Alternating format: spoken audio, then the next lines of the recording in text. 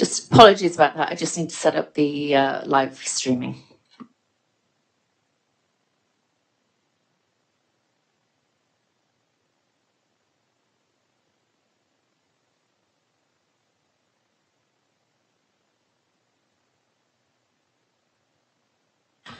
Good evening and welcome. This is a meeting of the Special Education Advisory Committee of the Halton District School Board for Wednesday, the 20th of November 2024. In accordance with Ontario Regulation 463-97 and guidelines effective February the 1st, 2021, Halton District School Board promotes community engagement and participation by having processes in place for members of the public to ask questions. A Google form was attached to the agenda distributed in advance of the meeting and is also posted on the HDSB SEAC website page. Questions posed during live stream meetings of the SEAC may be answered during the meeting, particularly those related to agenda items, or at the following meeting at the discretion of the chair. For efficiency, multiple questions that are received that are similar in nature may be grouped together at the discretion of the chair and/or vice chair. Questions will not be attributed. Notation will be made that multiple people ask the same question. Any questions that contain language that is hateful or discriminatory will not be considered. So first of all, we're going to start with a roll call to record who's in attendance. Please answer yes or present. Kate Lambecker.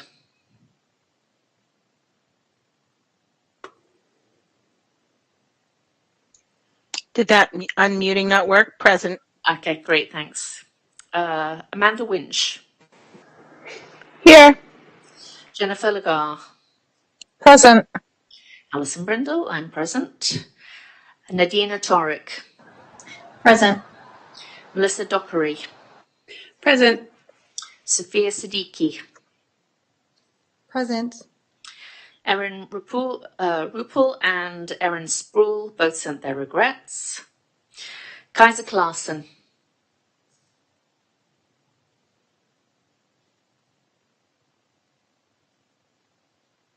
Okay, I think I saw Kaiser, but yeah. Katie Schleifer. Present. Okay, and I've just seen Kaiser's hand go up, so Kaiser is here. Trustee Baxter. Present. Trustee Zhang. Present. Okay. Trustee Ahmed. And Trustee Oliver. We also have Superintendent Ruddick. Good evening. And we have Conan Spruan. Good evening, everyone. And then I know that we have a number of staff that we'll introduce as we go along. So first of all, begin by honouring the land. Halton, as we know it today, is rich in history and modern traditions of many First Nations and the Métis. From the Anishinaabe to the Attawandaran, the Haudenosaunee and the Métis, these lands surrounding the Great Lakes are steeped in Indigenous history. As we gather today on these treaty lands, we have the responsibility to honour and respect the four directions, land, waters, plants, animals, ancestors that walked before us, and all the wonderful elements of creation that exist. We would like to acknowledge and thank the Mississaugas of the Credit First Nation for sharing their traditional territory with us. So first of all, we're going to approve the agenda for tonight's meeting. Are there any modifications or amendments that need to be made? If so, could you please indicate that now?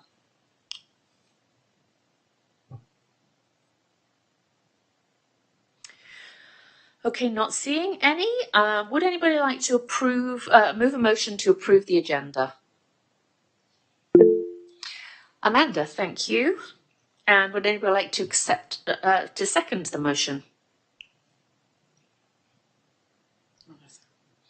Okay, great, Melissa, thank you very much.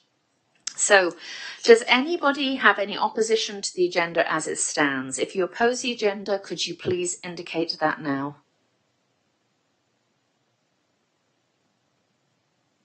None being seen, the agenda is approved unanimously.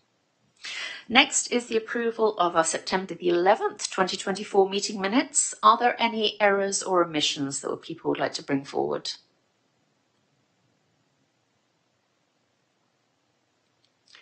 Okay, would anyone like to move a motion to approve the minutes?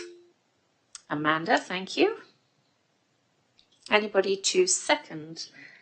We have Jennifer Lagarde. Thank you very much. Is there any opposition to the minutes as recorded? If so, could you please indicate that now? Okay, none being seen. The minutes of our September the 11th, 2024 meeting are approved unanimously. So we're now going to move into our action items, and tonight we're going to start with a presentation on updates to HDSB's Code of Conduct, and I'm very happy to welcome Superintendent Fowler and the team to this presentation. Thank you. Great, thank you very much, and it's a pleasure to be here with all of you tonight at the meeting. I have a short presentation, and then we can sort of figure out how best we want to go about collecting any feedback that you might have, appreciating that you may also need time to digest the information. I don't need the feedback right away, so we can sort of discuss that later at the end. So am I good to share my screen? Is that okay? That would be great. Thank you. So I'm going to just share this for a moment. And then I'll put it in slideshow mode. There we go. All right, so this is, so just so you're aware, and I'll talk a little bit about this later, you are certainly one very important group that we are consulting as we engage in this work. We are also consulting with various other groups and the board. We're also doing this with school councils. So some of you that maybe also sit on school councils within the Halton District School Board, you may have already seen this information being presented. And then we've also been soliciting student voice as well, and trying to work through both our student senate, and other various groups, and we can. So there we go. I don't want to do those parts. So the HDSB Code of Conduct is up for review, and really as part of this process, we're consulting various groups. I will pop that link. Maybe I'll do that into the chat because I'll do that afterwards. So many of you have probably heard, and I know that our board has actually put out a little bit of information around this, but the Ministry of Ontario Education Department put out a revised PPM 128, which speaks directly to the Provincial Code of Conduct and School Board's Code of Conduct. So some of our language, a lot of what is actually in the Ministry Code of Conduct is already embedded in ours, but there are some specific areas where we are having to update it to reflect on some of the language that is missing. Because now, as you know, they've made some very significant and consistent remarks around personal mobile device use during instructional time. And although the Halton District School Board sort of already was in many of our schools in alignment with this, it does need to be added into the Code of Conduct. So you can see that that part there is why it's being updated. That does not mean, though, that we can't look at the whole Code of Conduct in its entirety. It's probably time for a review and a refresh, and so that's what we're here to do. So we are inviting SEAC to review the policy documents as they currently exist, and ideally we're seeking you to provide a single response using the link. And again, I'll put the link into the chat in a moment. These responses will be summarized in group format so that no individual responses can be directly linked to the Special Education Advisory Committee. And the report that's going to be developed by our research department will summarize all the responses, and they will be provided to the team who are working on the revision. So currently there are a series of educators as well as administrators that are working on this revision, and so it's a long process, and we're trying to get as much feedback as we can. And that's sort of the end of that part. So what I think I'll do before I pop the links in there is actually, Laura, I don't know whether you have access to this. I did send the presentation. I'm not sure if someone could just put the presentation in the chat, And then that way, all of the links, I think, should work. But we're looking at the Code of Conduct, which is our current HDSB Code of Conduct. So many of you have probably seen it. It's in a brochure format that is available in school offices, and it talks about our commitments and what we're looking to do. We talk about links to the Ontario Human Rights Code, occupational health and safety, and then our safe and accepting schools policy. So following the update to the Code of Conduct, we're also going to be revising our safe and accepting schools policy based on the changes. So just before we go to questions, I'll just quickly talk about, we're looking at various members of the community. And so we definitely have some things that we highlight with regards to all members, but then we also break it down in terms of the student's responsibility, the staff's responsibility, and the parent guardian's responsibility. And then at the bottom, we highlight our progressive discipline process, and that's all tied into our Code of Conduct. So that's what it looks like currently. And as I said, there are definite tweaks we have to make based on, especially around the cell phone use. However, we're also open to additional feedback that you could share that would maybe look at all of it in its entirety. So that's really where I wanted to leave it there. So I'm going to keep my screen available, but I will slip into where I can see any questions that anybody might have. Great, thank you very much. Jennifer, you have a question. I do. I just tried to click on the link and I did not have permission to access the link. Okay, and that's for the presentation, right? Yeah, the one that was put in the chat. Okay, so Please, I do thank you. have it set to preview mode, so I'm not quite sure why that's not working. Let me try this. I'll just put this into preview again. Yeah, Catherine's raising a point that it may be a restriction to HDSB emails. Thank you. Yes, yeah, it could be. Yep. Okay. Yeah, Colette, thank you so much. She's pulled it off the internet. That makes it simple. And so that link should work that Colette put in. So that's the link to the Code of Conduct. And what I'll do is I will set the form so that it's open for feedback, and I'll put that in just while we're talking here. Just one moment. So one question I do have, you've asked for feedback. What is your timeline? Yes, so we're collecting all the feedback up to probably, well, ideally by November 30th, but that's a little bit late for this group because it might take you a little bit longer. We have asked the research department to sort of collate all of the information prior to the winter break. So if we were to put an ideal time frame on it, I would say by December the 6th, that would be ideal. So that gives us about 2 weeks to collect feedback from this group. And as I said, while ideally it would be nice if it was all summarized in one location, certainly recognizing and appreciating your group might have different ways that you want to manage that. Maybe it's a shared Google Doc that you use, and then you can kind of collate it and one person can put that in. Because we have put the survey questions here for everybody. So this is in the presentation, and I can certainly figure out a way to share that as well.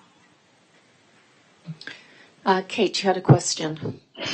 Yes, so I am also a parent, and I heard a lot of my own child saying that her peers were complaining about this change before it happened, but I actually haven't heard any complaints since it happened this year. I'm wondering first whether we are hearing any feedback from people who are in schools, particularly people supporting vulnerable students, about whether this is having an impact that may require support, and whether the progressive discipline reflects the need for maybe social or emotional support for students who are struggling with this change in the Code of Conduct for reasons other than, I just want to watch TikTok videos, but because they were relying on their phone for almost like a crutch within school. Do we have any feedback yet? Do we know how it's going? Yeah, so a great question. And I think we all kind of braced ourselves because we thought it was going to be a pretty significant change. And certainly Superintendent Ruddock could probably also echo this and invite her to share. But I support 11 schools in the south of Milton. And then I'm in the Safe Schools Department, which is why I'm here tonight doing the presentation. And I'll be quite honest, the feedback that we have heard has been relatively positive. I haven't had anyone who has required additional support, experienced any form of a denial of access that wasn't supported. I think overall, again, many of our schools were already fully adopted in this way. So any changes that have been made, I think the students and the families really have demonstrated that they understand that this is a ministry direction. And I personally, in both of the roles that I sit in, I haven't really experienced any hiccups, so to speak. So Colette, I'm not sure if you wanted to join. I know you support some schools as well directly. Yeah, absolutely. I much like Jennifer has described, I really haven't heard any concerns, both from administrators or from families. I think our schools have taken a really supportive approach rather than a punitive approach at this point in time, recognizing that, students have in many ways been addicted to their device, and then some using it as a tool or a support. And so our staff are really supporting students using it less and using it appropriately. But of course, certainly in our secondary schools, students still have access to their devices, in between classes, at lunchtime, and it's not at this point really taking that progressive discipline approach, but really a coaching approach on not using devices. And in fact, kids have been quite receptive to the break from their phone, is what we have discovered. So. Mm-hmm.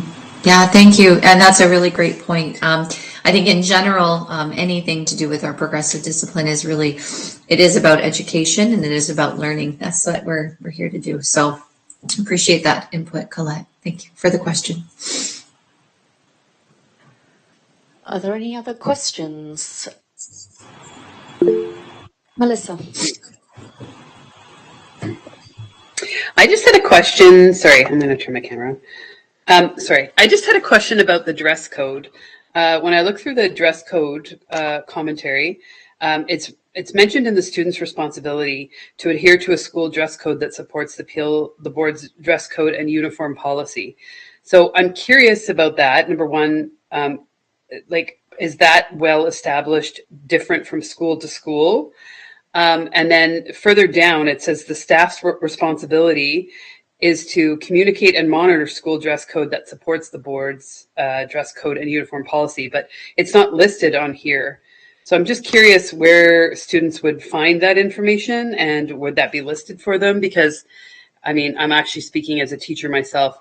It is a big faux pas to comment on anything students are wearing. So I'm just sort of wondering, I'm just wondering if there's a set policy. Does that vary from school to school? Has that been an issue in terms of enforcement? One second. There we go. Hi there. Thank you so much for the question, Melissa. So in partnership with this review, we are also reviewing our HDSB school dress code. I'm going to pop a copy of the poster that we have into the chat here and let you know that we also have an admin procedure related to dress code, and then we also have a policy related to dress code.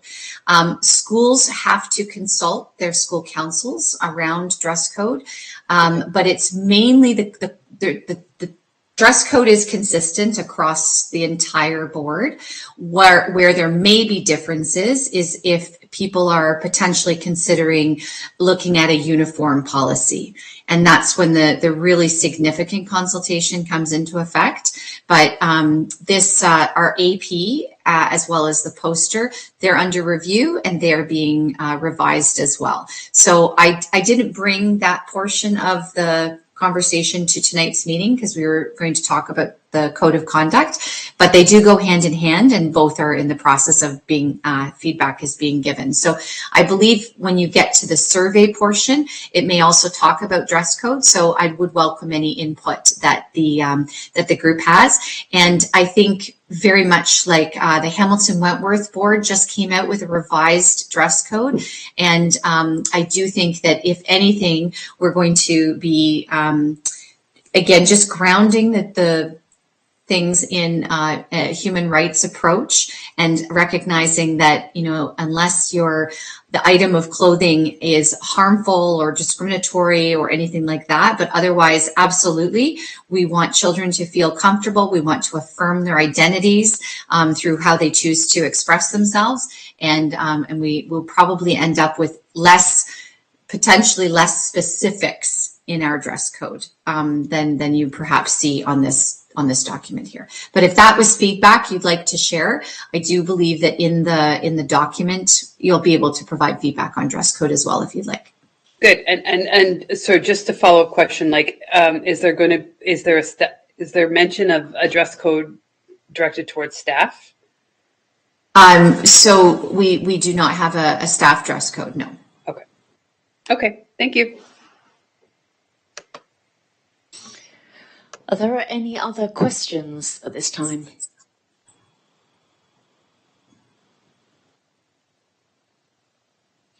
So perhaps following on from Jennifer's request that we provide some feedback, asking SEAC how they would like to do that.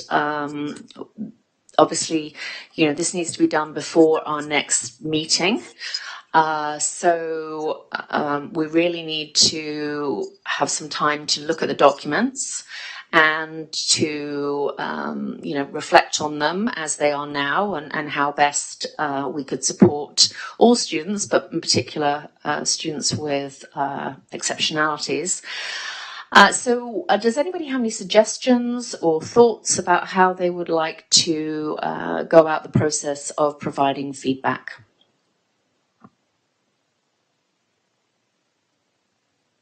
I just want to point out that any of us that don't have HTSB emails cannot access the Google Drives unless documents or any of the Google documents unless we're explicitly invited with our email address. And so we will not be able to follow any of those links to provide feedback. Okay, so I do believe that these ones were created by the research department. I'm just wondering if, especially the second link, if someone could try that one for me to see if they have access, because this was sort of through the school council one, so it would have gone out more broadly. The second, yes, the Google Drive one is inaccessible. Yeah, that's okay. So I will convert the other one, but the second one is the actual link to the form where you would respond. So I will just change this one. This gives you the view of the question. So I'll get you a fresh link for that one. Great, thank you. So yeah, any suggestions on how we would like to move forward? Would people prefer we have a general open Google Doc, perhaps that Lorna could set up for us, that we have everybody's access to, or any other suggestions on how we would like to go about providing feedback? Amanda. Just an idea, but when you sent out the survey for the change of which Wednesday, could this not be set up on a similar survey? Because I had no problem accessing that survey. Yeah, I don't know how long this survey is, whether it's... I think there's 3 questions. It's just a very open-ended survey. So my issue and why I'm unable to share that is that I'm not the owner of it. The research department is. So I believe I can share it with like someone individually. And apologies, I kind of thought this was all set up, and it's my first time delivering it in this fashion. So I know our school councils, I haven't heard feedback from principals about issues around that, but maybe it's because they're sharing it and taking the feedback at the meeting. And maybe that was the requested piece. So what I'm wondering is if perhaps I figure out a way to share the survey with whoever it is that wants to, gather the input. And once I stop talking, I will put the questions, I will just put them into a separate Google Doc and that I can share widely with all of you. So I'll do that while I stay on the call. And then if by the end of the meeting, someone could just email me and say who they'd like the link to go to, then I can share it that way. Thank you, Jen. I wonder if you're welcome to do that and not stay on the call and then just share it with Laura when it's ready to go, and Laura can share that out with SEAC. Okay. All right. That sounds, yeah, I'm going to do it right now anyway. So I'll do it. I'll pop in the chat, but Laura, I'll also send it to you because I know that you helped set us up here today. So I'll do that as well. And then am I correct in understanding that you'd like us to collate that information and submit one response to research?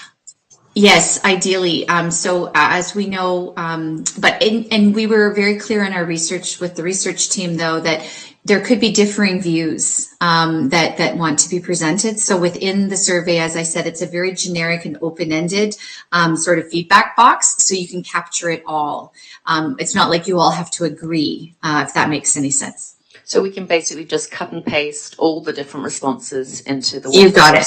Yeah. That's right. So if I make this Google Doc and I pop it in, you could add your feedback over the next little while, and then we could just ask the one person to do the official submission to the research department. Okay, that sounds wonderful. Obviously, I can, unless anybody else would like to step forward as the chair, I'm very happy to cut and paste. Okay, thank you so much. All right. Okay. All right. Well, thank you very much, Jennifer. There's lots of obviously reading and reflection that we need to do as a group, but we certainly appreciate the opportunity to look at this holistically and use this as an opportunity to reflect on all different areas of the code of conduct, the dress code, and other things that affect our students and our staff. Wonderful. Thank you so much for the opportunity, and I appreciate your input. It's really important to us, so thank you so much. Great, and we'll look forward to the Google Doc. Thank you. All right, so now I'm going to ask Kate Lambacher, who's going to give us an overview of her review of the Special Education Plan Standards. As you remember that we'd talked about undertaking a more formal review of the different standards, particularly those that were of most importance, so that we could all have a better understanding of the standards and have a more informed input when we come to review the special education plan next year. So Kate, do you want to take it away? I will. It'll take me a second to get set up with the presentation. I am not really a Google user, so this is going to just take a minute.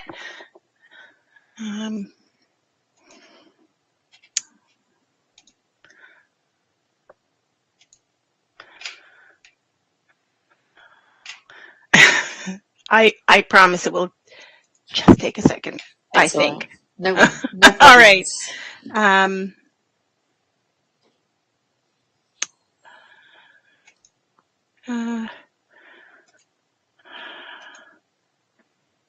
Here we go. I also have 3 monitors, which complicates everything. I was going to say, it's always the techie.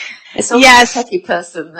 And to be honest, I actually function with 5 monitors because I use my phone to do my email, and I often have another screen as well. So it's nice and confusing. Okay. Are we good? Are we seeing? Yep, we can see you. Perfect.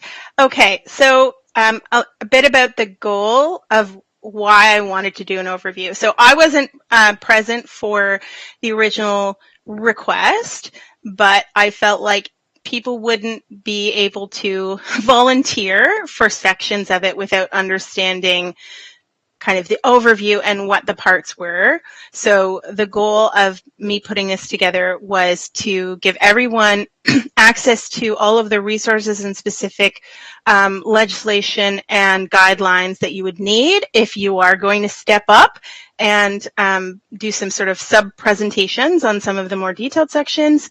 I wanted to include some special education plans from other districts and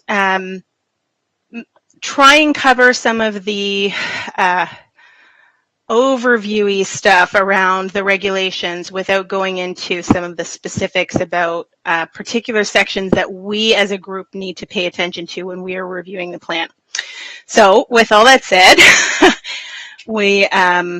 let's keep moving here. Okay, so there are two, and everyone should have received this PowerPoint, which please hold on to it because it contains all the links that you'll need if you happen to be someone who's going to dig into some of the subsections. So we're talking about two different pieces of sort of regulations and guidelines that we need to address when we're reviewing the special education plan. The first is the Education Act, the actual regulation around a special education plan, and that is, I was actually surprised at how not detailed and high level the actual regulations are. I've linked it here and I'll talk to that in a subsequent slide. And then we have the much more detailed and specific guide for school boards to create their specific special education plan. And that goes through each of the sections that are expected to be present in the plan, why they're there, why they exist, what is required, and the compliance guidelines for each of those sections. It also has to contain the consultation, review, and approval processes. So that means when we do the review, when the board does the review, and sending it to the Minister of Education. So that's what the guide covers. So both of those things are linked for you here. So let's first talk about the Education Act, which, as I said, is very, I don't want to say it's not useful. It's legalese, and it is very high level. There is nothing specific about the contents, really, within the Education Act itself, but it does contain some hard deadlines and some specific requirements. So it basically says that every board has to have a special education plan, that it has to be amended from time to time, that it has to meet the current needs of exceptional pupils. The plan has to be reviewed annually by the board, and that review has to be completed prior to July 31st. And prior to July 31st, it also has to be submitted to the Minister of Education for review. And the Minister of Education has the right to return that to the board with specific requests for changes if they feel that the plan does not meet the requirements. There's a couple of specific sections around, I would say, really exceptional pupils, in particular ones that are not served in a normal school setting or a regular school setting.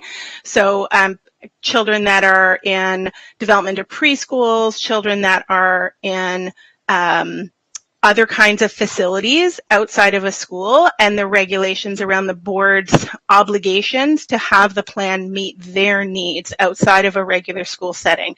So it's there in the presentation if you want to deal with it. That doesn't tend to be, I'm not sure that that's something we ever discuss in our regular meetings or very often do, but there are regulations around meeting the developmental needs of adults up to age 21 who are in developmental support facilities, and children who are specifically in a developmental support preschool outside of the regular enrollment within what we would think of a K-12 school setting. And that's all the Education Act covers. I was actually really surprised. That's it. So then we are going to move on to the guidelines for the plan. So there's a section that you can find on the Ontario website, which I have linked, which goes into specific detail about what the plan contents should be.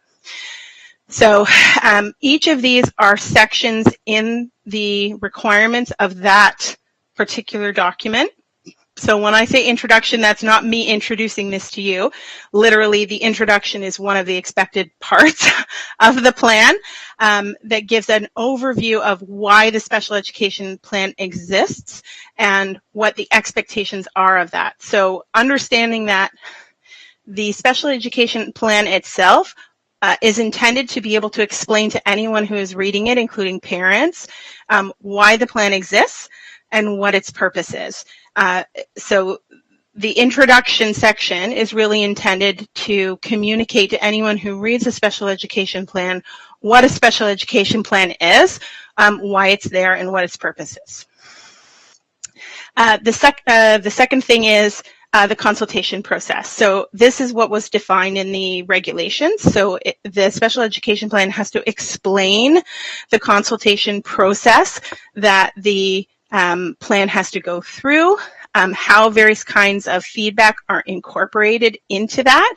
So it has to explain the SEAC consultation process, majority and minority reports, board responses, how the public has been informed about the special education plan, any feedback that was received from the community on the plan, and any external review processes. So times where external consultants may have been brought in to review any portion of service delivery or programming or any part of the plan, all has to be included along with the special education plan.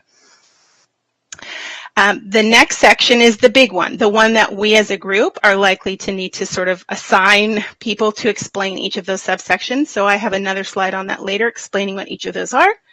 But this is the meat. This is the part that explains the actual programs and supports that the board offers. And there's 15 different sections that make up that portion of the plan. So it's service delivery and special programming, health support services, staffing, equipment and resources, physical accessibility, transportation plans. Any questions so far? Okay. Next section, the sort of accounting of who the Special Education Advisory Committee is, the composition, who they are, their affiliations, their contact information. Interestingly, they voluntarily can disclose their First Nation status, and that has to be part of the what is documented about the SEAC membership, how members are selected, and their roles and responsibilities, as well as meeting times and locations, all has to be part of the Special Education Plan contents.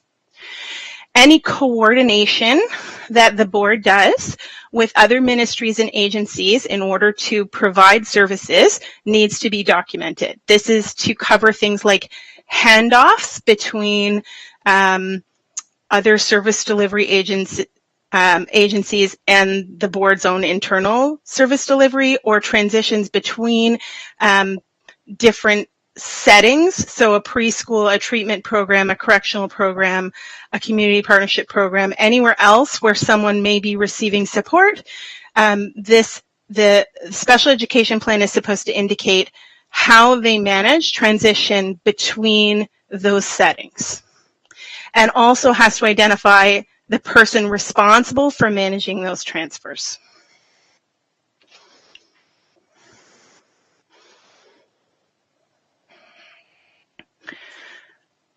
So there are some specific requirements around availability of the plan. So when it's supposed to go on the website, which ironically, during my research in this, as I'm discovering all of the requirements, I had a real hard time with a number of boards who I had to personally contact and nag who hadn't put up this year's special education plan.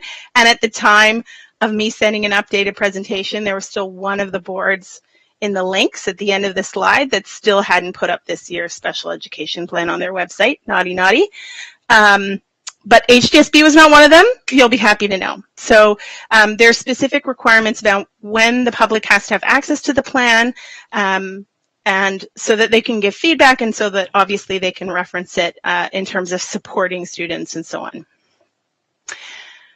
And then there are a number of appendices that outline how specific portions of that 15-section service delivery model, how that should be formatted, or the information that should be included. So that includes, there's an appendix that talks about the staff, there's an appendix that talks about specialized health support services within schools, and there's an appendix talking about the sort of parent guide, if you will. For us, that's the working together booklet, how the board provides materials to guide parents through the special education process. And then also boards may choose to provide additional appendices or information beyond what is the bare minimum requirement of the special education plan. Any questions so far? I know I'm going rather quickly here. Okay, so the 15 subsections. This is the part where the goal was that we would maybe break out some of these sections and assign them to specific groups to research more in depth, probably reviewing HDSB's own plan compared to other regions, understanding what the specific requirements are of the guidelines for each of these sections.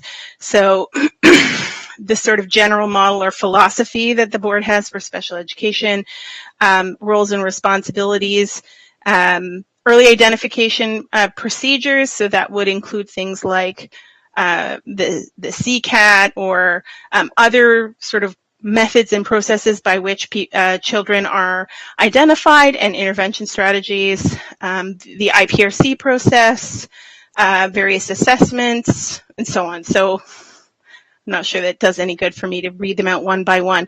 But the idea would be, if we're going to return to this in a subsequent meeting, that we might pick a few of these for one or two people to tackle, to explain in detail each of these sections.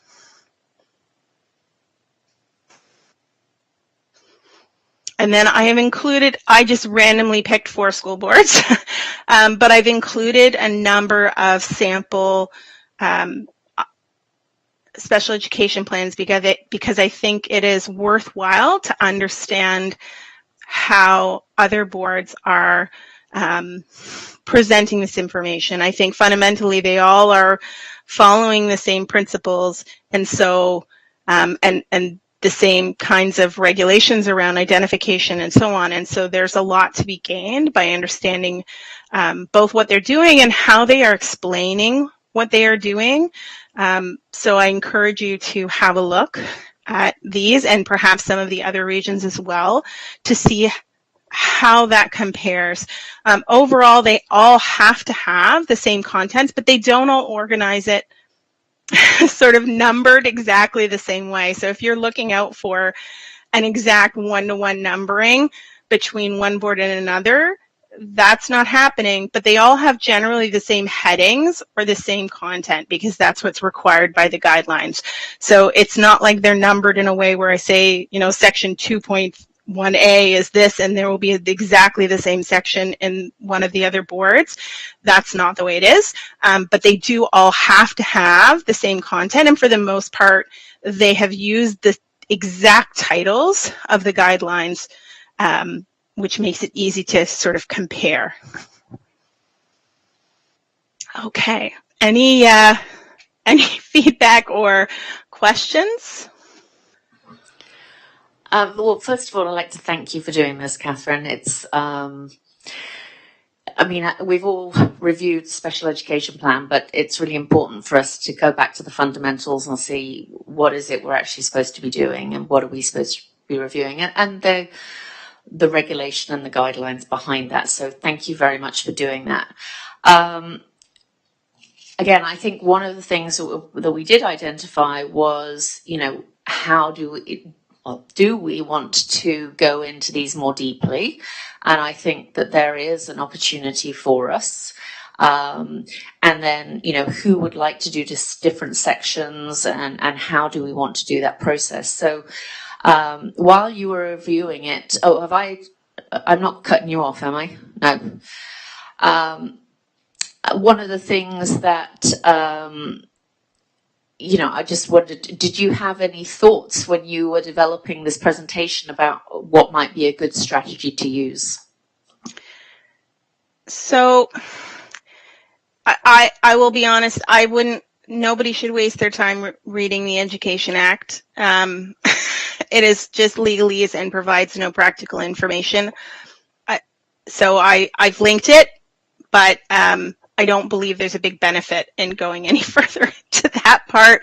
I actually believe that the review of some of the other boards' plans will probably be the most insightful for people overall in terms of looking for excellent ideas of how information is explained or ways that the special education plan has been approached. I will say I struggled when we review the special education plan with understanding the changes and the changes over time, especially when you're a newish member, to realize what is a recent change that we might want to come back to, what has changed this year, because we can't really come in and say, oh, let's start from scratch, do a full deep review of every single thing. We're often just trying to identify where there is a specific issue or where a change might have an impact on service delivery. And so for me, I would like to see more, during our review process, more about how things have evolved over a few years in a row to see whether any of that should be revisited. I will say the guidelines are more approachable if you would like to dig into any of these, particularly that might resonate with your organization that you're representing. These don't equally apply to everyone here. And so those who are representing an association who deeply understand the impact of a specific thing like health equipment is not going to equally impact everyone in terms of our knowledge and our ability to give feedback on that. I'm not in a position to give feedback on health equipment. I don't know anything about it, but someone else on the committee I hope does. And for them to understand deeply what the requirements are for that section and ensure that it is being adequately met, I think is really important. Yeah, totally agree. So does anybody else have any questions or ideas at this point in time?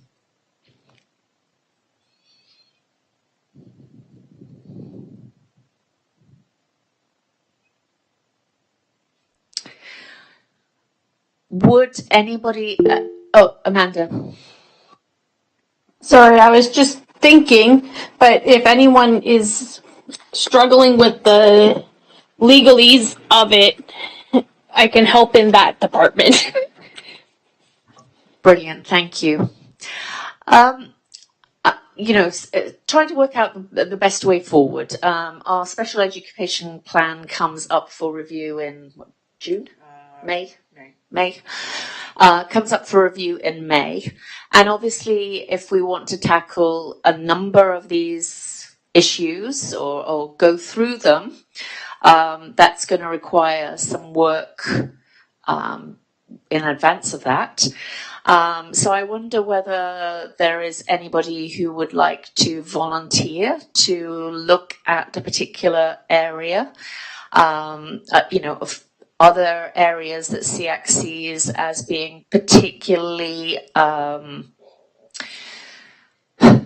important. That's the wrong word, but needing to have some review or needing to have a better understanding for SEAC to be able to offer input.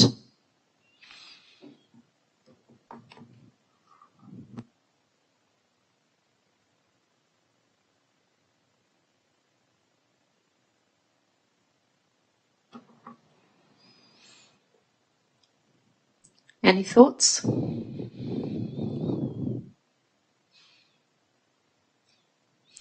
From my perspective, I'll open up the discussion. The categories and definitions of exceptionalities for me is a problem, but the issue that we have is that it's set by the ministry. And so while I think that needs to be looked at, I'm not sure that us spending our time looking at it is particularly valuable use of our SEAC time. What I do think might be useful is to potentially look at the IPRC process and appeals, or the individual education plans, and just make sure that we feel that representing our communities and parents, that's really understandable by the general public. Does anybody have any comments to add? Amanda? I'd be happy to take on the IPRC and review portion if that's a presentation that you guys want. That would be great. And again, I think Kate made some very good comments, is perhaps comparing that with what other boards are saying. And as we said, the process is going to be the same. It's really about how people explain that and how accessible the language is, and making sure that parents understand their rights, understand how the process works. So that would be great, Amanda. Kate, did I see your hand up? Yeah, so if I'm picking out this... Oh, go ahead. Sorry, Kate. If I can just kind of throw it out there, I'm just about to log off. I have a really bad migraine today, but if I could do that, I would be happy to. But if I could do it in January, my December is pretty crammed with hearings. So absolutely fine. That would be great. So January, potentially a February presentation? Yeah, I can absolutely have it done by January. I have a lot of hearings at the LTB this month, or that's in next month. Okay, brilliant. Thank you very much. And I hope your migraine gets better. Yes, and stay inside because it's pouring out. So. Okay. Kate. Yeah, so I think you're correct that a number of these are frankly just copy and paste out of regulations and things that the government requires you to have in the plan that are frankly copy and paste, and you'll find almost identical things between regions. The places where I feel we are sort of failing are really information and communication areas. So specifically, if I look at the Working Together booklet and who's getting it and who knows it exists, and when and how we're communicating that to parents, that is where I see a pinch point. It's very sad to me that I encounter parents who are at the point of complete distress and they have never received the booklet because they didn't tick the boxes to get to the point where we're legally required to be handed the pamphlet. That shouldn't happen. I brought that up in a previous meeting, and also something again that we've brought up in previous meetings, but also there has been news articles lately around the fact that parents often have to know the magic language of what to ask for in an IEP in order to know that services are available and ask for them. And we're really not doing a good job, is my opinion, of providing parents with the information to work collaboratively with their school resource teams. And that does a disservice to everybody, not just the parents and the students. If they aren't aware of what types of things should be in an IEP for their child, they have no idea what to ask for, and they have no idea if the things that are being recommended or put in the IEP are really going to be useful for their child.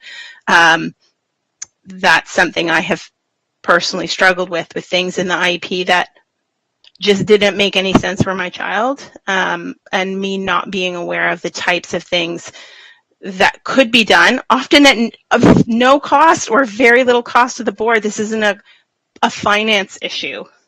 Right? It's not about, oh, we don't want to tell people about the secret, really expensive thing that is available. That isn't what I'm talking about.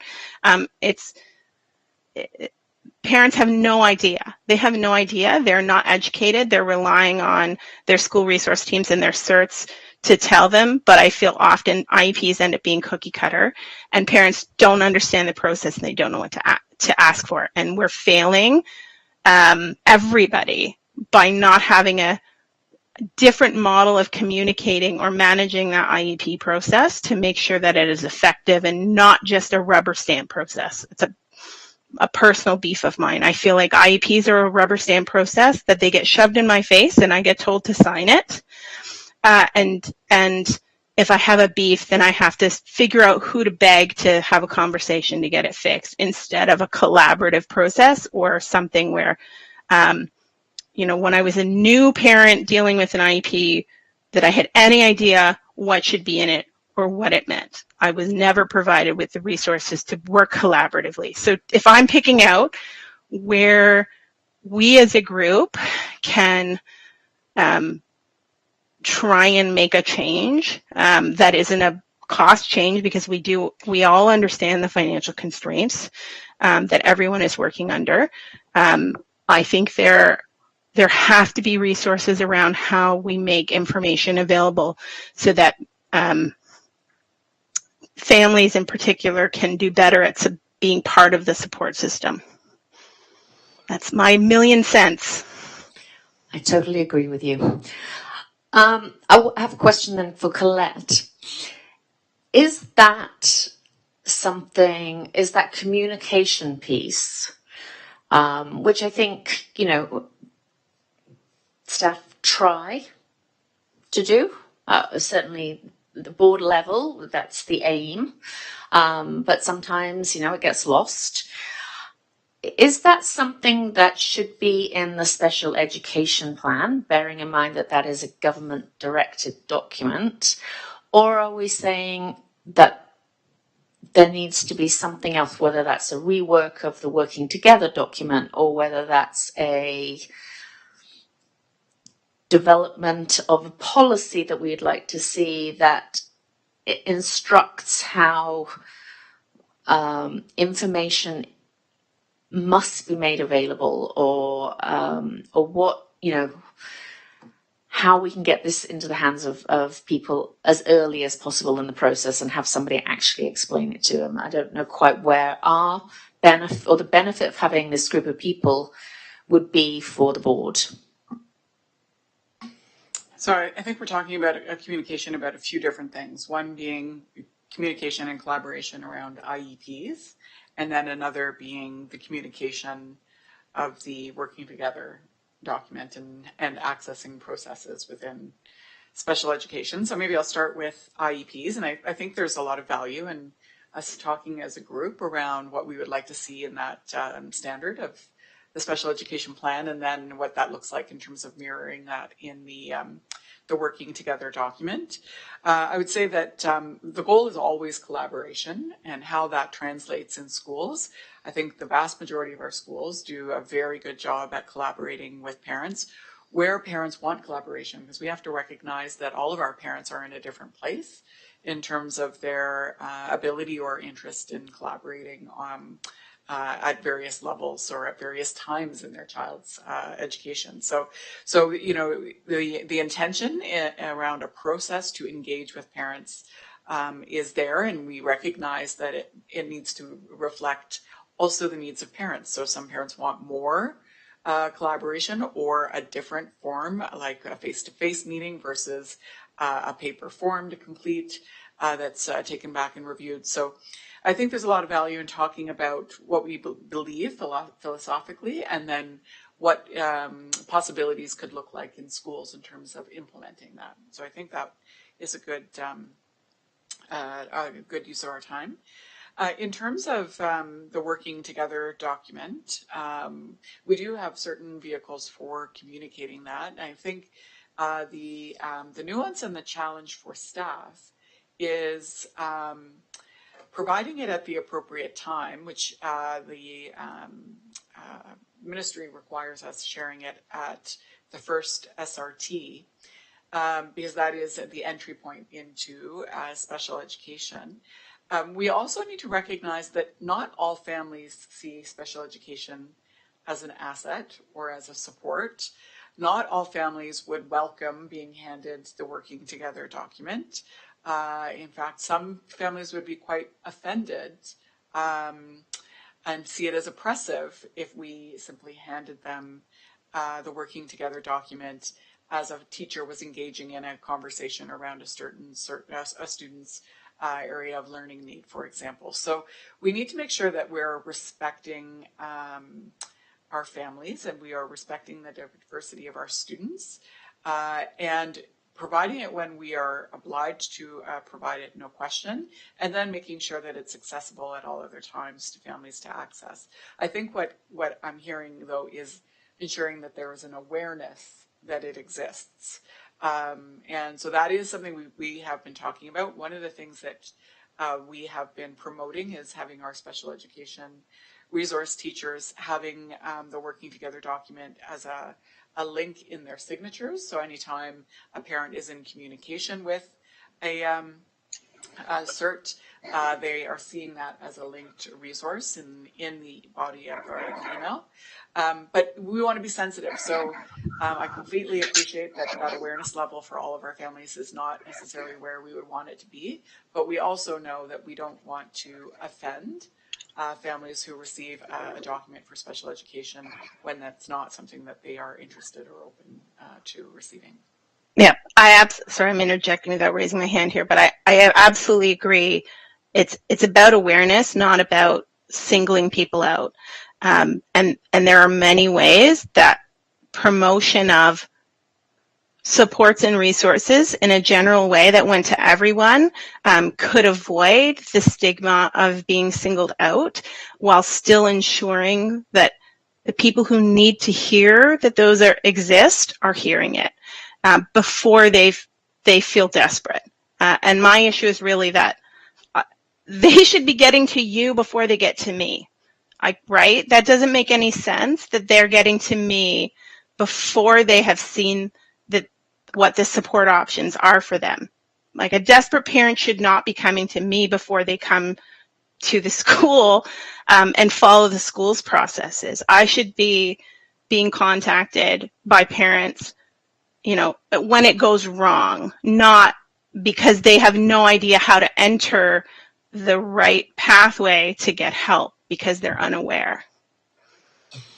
Yeah, and I think, Kate, you're making a very good point. I think we have to normalize the programs and the use of IEPs, and the fact that this is just a normal part of a school, rather than being a stigmatizing, or often stigmatizing event that then parents feel, or parents can feel,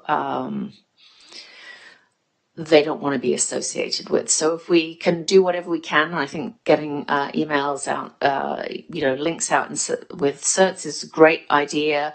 Having information on the school websites or right on the front page, it is just, we just have to normalize that these programs are part of the regular school, and different children need different things, and we have something for everybody. So what I'm hearing is that Amanda was going to be able to do something on the IPRC. We're talking about potentially looking at the IEPs. I think that might be a great opportunity for a breakout room session in an agenda. We're all pretty familiar with IEPs. And so maybe there's less of the background information needed, and we can all sit and offer our thoughts on IEPs, what goes well, what doesn't go well. So perhaps in an agenda item, we can set up time for a collection of our feedback of what's in the current plan, what potentially we've seen in others, about what we can do better with the IEP process. Does everybody think that's a good idea, or any other suggestions? I think everyone here is in an incredibly good position to give feedback on what it was like for them as a parent and what would have assisted. Yeah. And it can be as simple as, why aren't we given a guide that shows what the specific items in the IEP, many of which appear on tons of IEPs in our standard, and they see something on IEP and aren't given anything that says, when you see this specific thing on an IEP, this is why it's there and this is what it's intended to do. And I understand that the certs are supposed to communicate that in a meeting with the parents, but that isn't happening all the time. And so, why aren't we delivering along with the IEPs a guide to what the recommendations mean and why they're there? Because that isn't happening, and parents often don't understand the IEP and can't provide feedback because they don't understand. Yeah, and they also don't realise they have an option to provide particular feedback. Anyway, I think it's great for a fulsome discussion, so we'll look at putting that on a future agenda. But I want to thank you, Kate, for doing all of this work. It's a great way to get us back to having that discussion and offering that feedback that we're supposed to be here for, so thank you. Any other questions before we close this bit?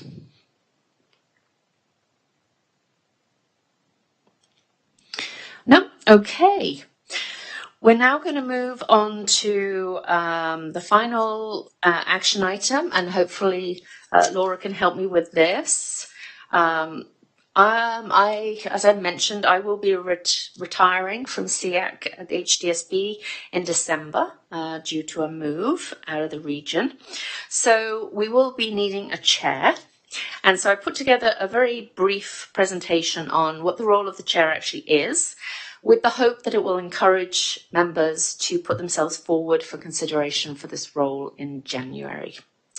So if we can have the next slide, Laura, that'd be great. Okay, so we all know we're in SEAC, and again, regulations cover what we do. Our regulations are to make recommendations to the trustees regarding special education. We're to review the special education plan. We're to participate in the budget process, and we're also there to communicate and consult with parents and bring feedback back to the committee to highlight any issues with board policy or any areas of improvement that we can see. So that's our role as a group. Laura. So for each of us, we actually have the responsibility to attend 10 meetings a school year, so one every month. Be prepared. Participate in the discussions, making sure that we're focusing on the needs of all students and particularly those with exceptionalities.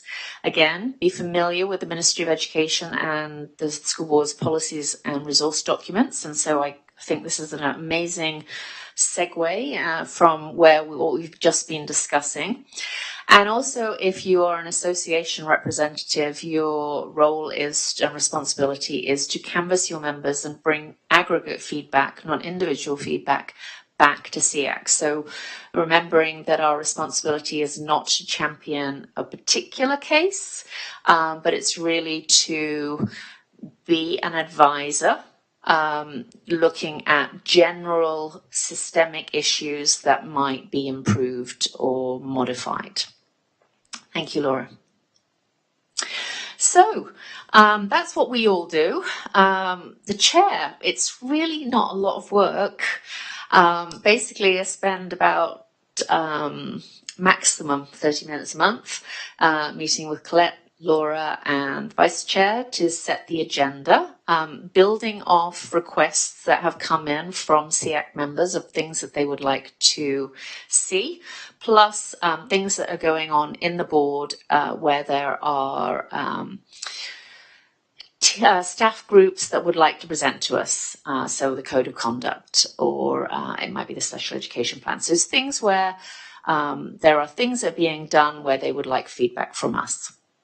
It takes about 2 hours to chair the meetings, make sure the agenda's followed, we record the motions, and make sure that everybody has an opportunity to participate, and again, to take any questions from the public if they arise.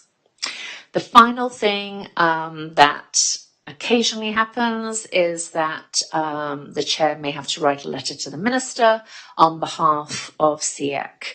That I've probably done that about 6 times in my 3 or 4 years.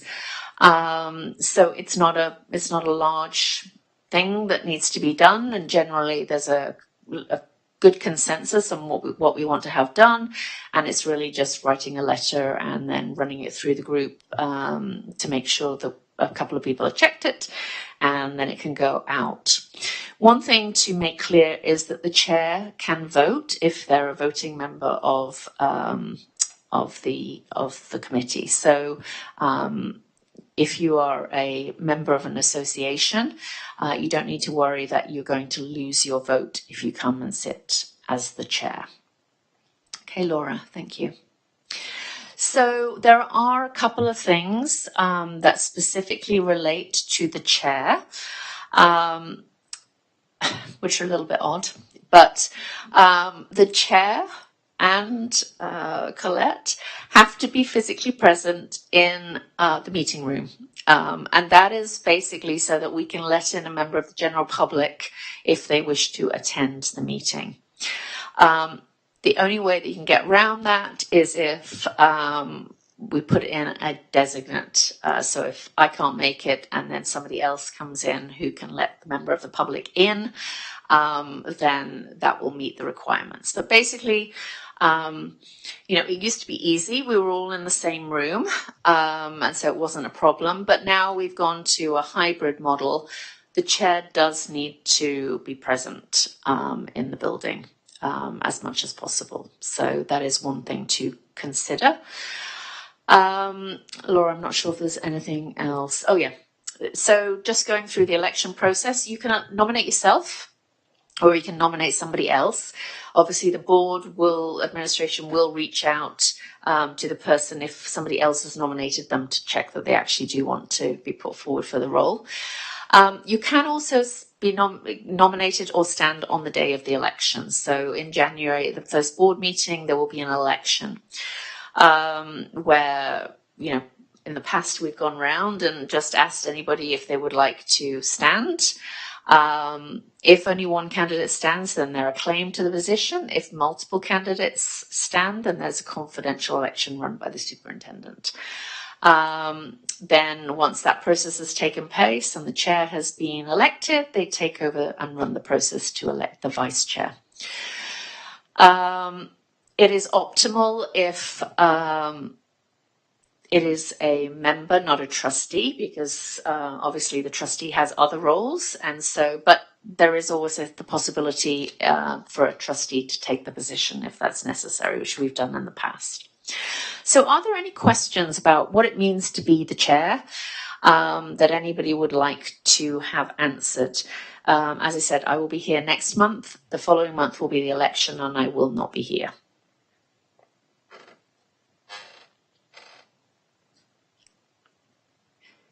Any questions? If not, I can just leave the information with you. I say, please consider it. Okay, so yeah, I mean, we do recognize that this requirement to be in person, particularly when the whole meeting is not in person, is a constraint. But unfortunately, it is in one of the regulations, so we have to meet that at this point in time. So please consider if you would like to put yourself forward. It is not an onerous task. It really is just about making sure everybody has a chance to speak and to make sure everybody is heard and that everybody's voice is recognized in the meeting. So I will leave it there and hope that you consider the position. And if anybody wants to get in contact with me afterwards and ask me any questions, I'll be very happy to support. Okay, so now we're into item 3.0, which is the SEAC discussion and question period. Is there any questions that anybody would like to raise?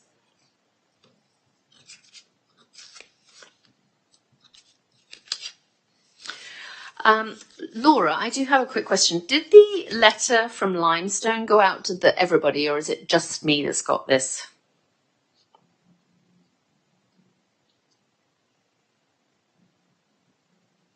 I think it might just be me. Laura might not Okay. have her unmute ready, but I believe it went out to everybody. I did ask. It did go out to everyone. Yeah. Did everybody get the? Okay. So. Yeah, I went to everybody. So did everybody get the email from Limestone District School Board? Their SEAC committee, the chair of their SEAC committee, has written to the minister has written to the registrar and CEO of the Ontario College of Teachers, outlining the fact that they're very concerned that teacher candidates are not being taught about special education,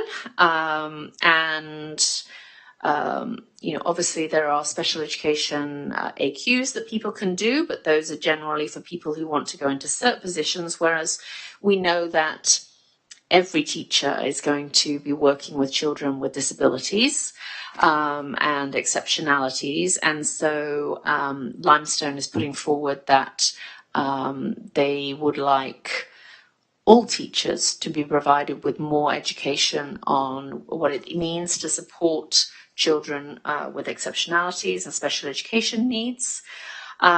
Just wanted to see if anybody had any thoughts on whether we would like to issue a response or if we're happy to leave it. Just getting some feedback on that.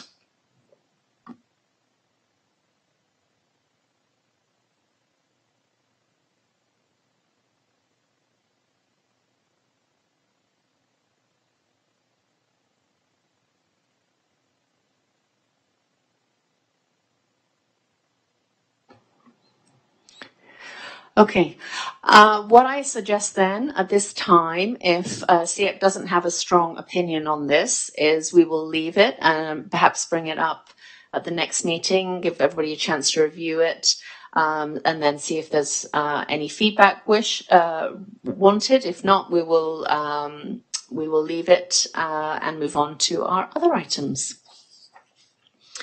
Okay, so any other questions or topics that people would like to raise?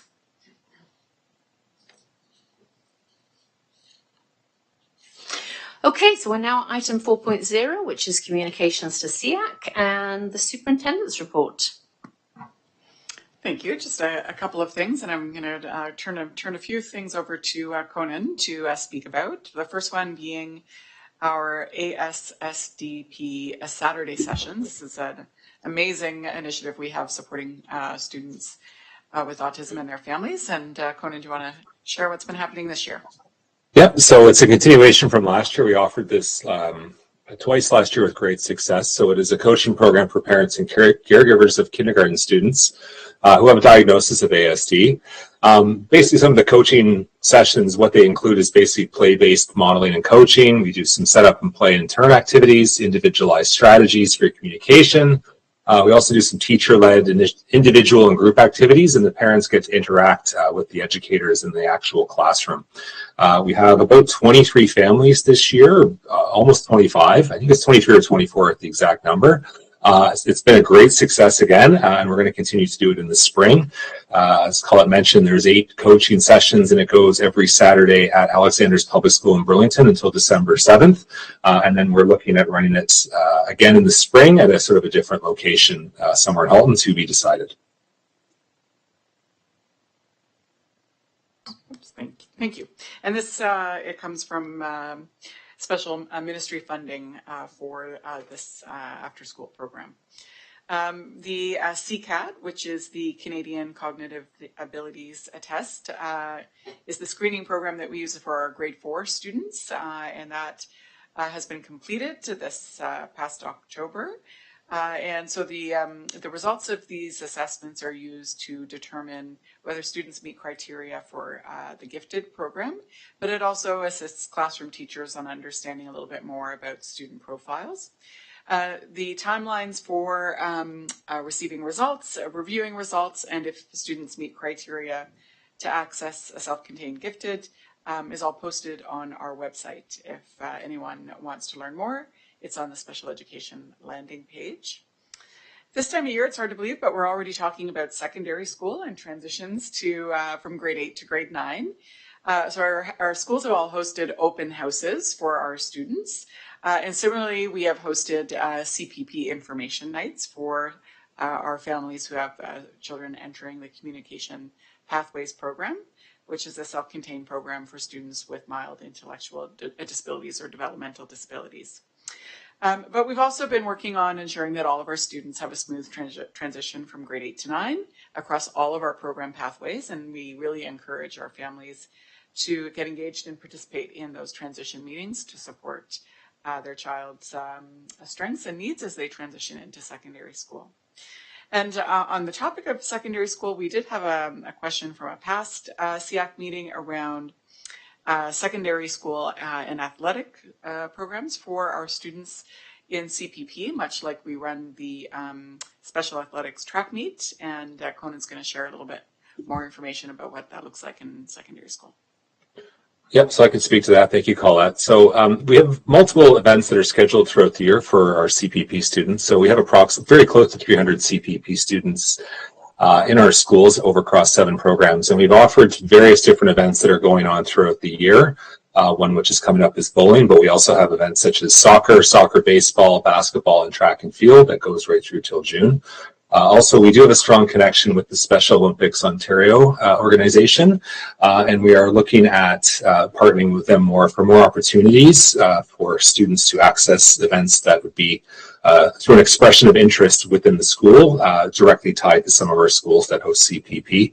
And many of our CPP students are starting to access and participate in intramural sports, clubs and teams at the school, and even some of our traditional sport teams that were being offered. So we do have lots going on for many of our CPP students currently throughout the high schools and throughout the school year. Thank you. And I just see a question from Kaisa going back to the ASSDP program. And the question for you, Cronin, is, would it be feasible to run the weekend program for families with a kindergarten student for ASD in more than one location? And are there participants from Halton Hills taking part? Yeah, great question. So we do have, for the session right now in Burlington, we do have families that are from all over the region, but we are looking at offering for sure one more time, if possible, 2 more times. But we are looking to accommodate for all regions in terms of like looking at Milton, Halton Hills, and Oakville. So we certainly won't confine this to the Burlington area. We will expand to other sites into the spring. We just haven't determined what those sites would be yet.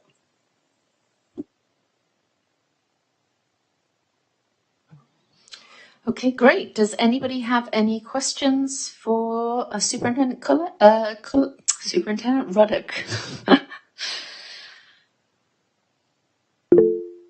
Conan. Sorry, I had one more thing to add that I missed over on my notes, which actually adds to this. We will also be offering an information will be coming out. Last year, we offered some cooking classes for some of our students with ASD and their families, and that was in the evening.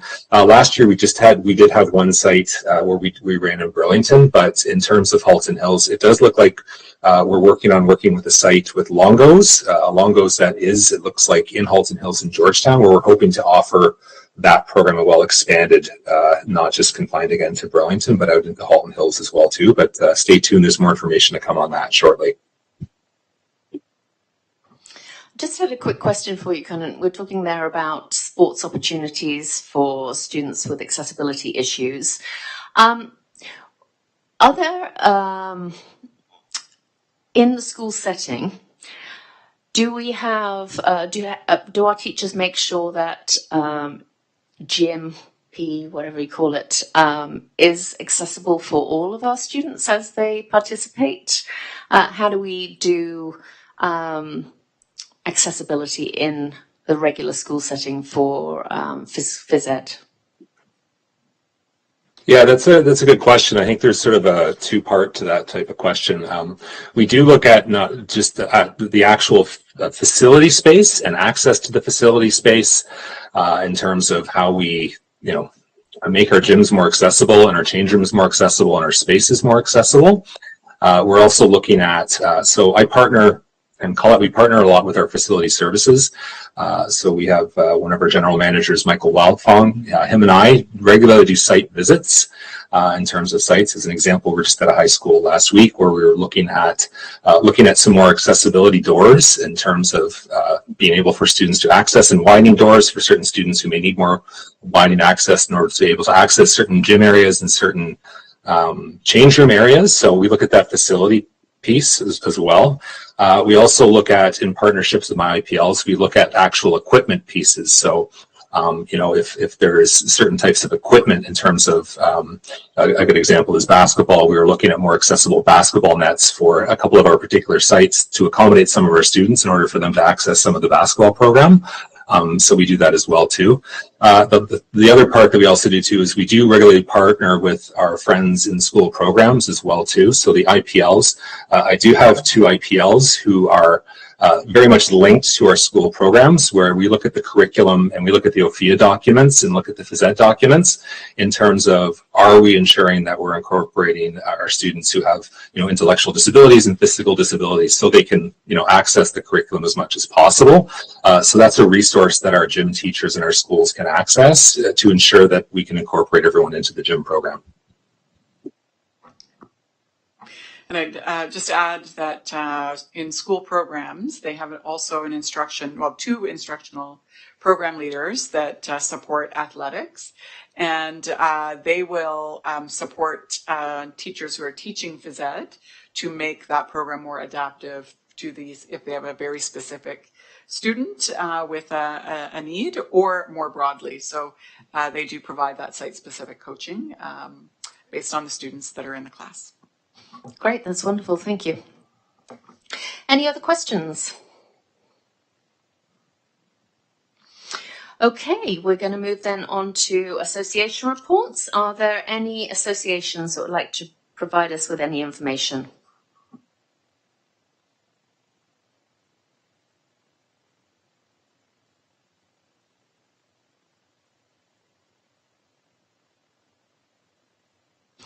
Well, I'm going to jump in for the Centre for Diverse Learners. So just to let everybody know that our programming for the winter session is now up and running and open for registration.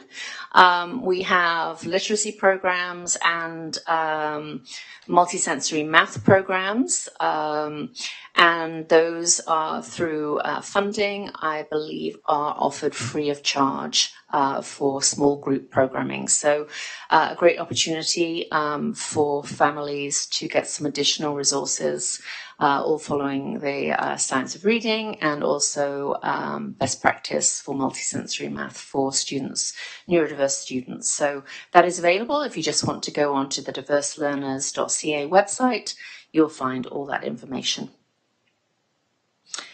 Okay, we're now at item 4.3, the trustees report. Good evening. Just a quick note of thanks for tonight to the committee as a whole and all of the participants who helped out with the consultation on the multi-year strategic plan. As you may have heard, it is complete and can be found on the website. And just following up on Superintendent Fowler's presentation earlier, another opportunity to contribute and provide feedback on the review of the Code of Conduct is something that is very much appreciated by the board. So just a thank you in advance to everyone on the committee who I know will take the time to provide that feedback.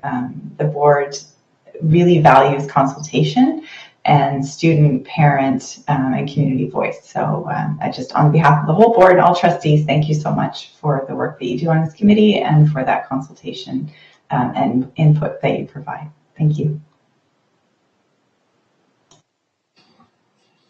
Great, thank you. Okay, so we're now at item 4.4, committee reports. Mental Health and Wellbeing Strategy Steering and Advisory Committee. Kate, is there any updates from that?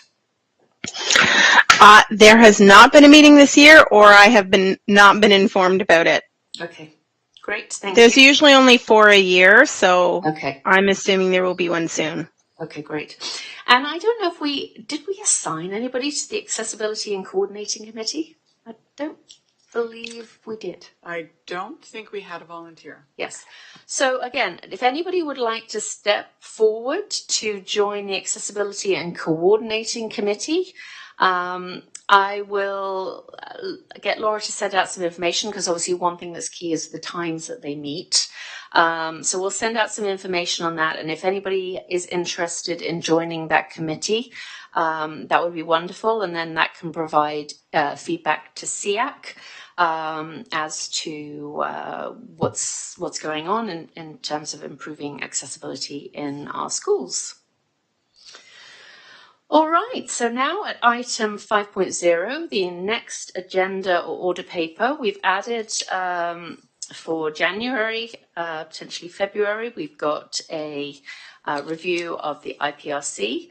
We may look, depending on what we got in December, I know we had a couple of things lined up, whether we have a review of the IEPs or whether we move that into January. Depending on what other things we had lined up. But again, I think from the standards, there may be some opportunities there for us as we review things to really get into having some discussions about where SEAC can add value, how we can better communicate, or how we can offer our feedback to improve communications. Are there any other items that committee members would like to add to our upcoming agendas?